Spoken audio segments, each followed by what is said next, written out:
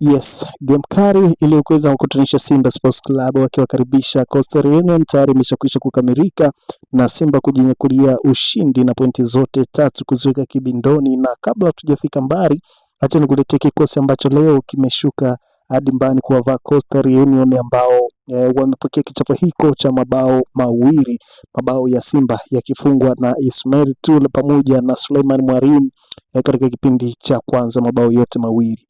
Katika milingoti mitatu alikuwepo Hussein Abeli, namba 2 alikuwepo Shomari Kapombe, namba 3 alikuwepo Dickson Kibabage, lakini namba 4 alikuwepo Ismail Tule, namba 5 Delok, namba 6 Kante, 7 Gwe, 8 Neo Maema, 9 Mwalimu, 10 Chama, 11 Oula. Hawa ndio walikuwa first 11 katika siku na mechi ya leo dhidi ya Coastal Union. Katika substitution alikuwepo Alexander, alikuwepo Duchu Mligo, alikuwepo Mbegu Kagoma, alikuwepo Semfuko na Bikamara pamoja Bashiru Morris Abraham pamoja na Rada Kichasambi. Hawa ndo walikuwepo katika substitution katika mechi hii ya leo ambayo Simba Sports Club wamejihakikishia kujipatia pointi zote tatu katika mchezo wa leo, japo kulikuwepo na sintofahamu katika matukio kadha wa kadha, lakini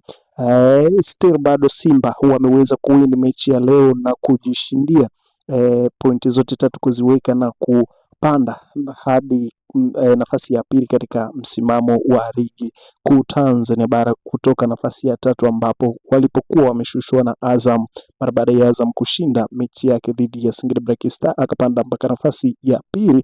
Then Simba Sports Club leo wameshinda mechi yao, wamepanda mpaka nafasi ya pili wakiwa na pointi zao 34 wakiwa wameshacheza michezo 15. As you can see, Simba wanazidi kuvitumia vyema viporo vyao ambavyo vilikuwa vimebaki kukamilisha katika raundi ya kwanza ya ligi kuu Tanzania bara NBC Premier League.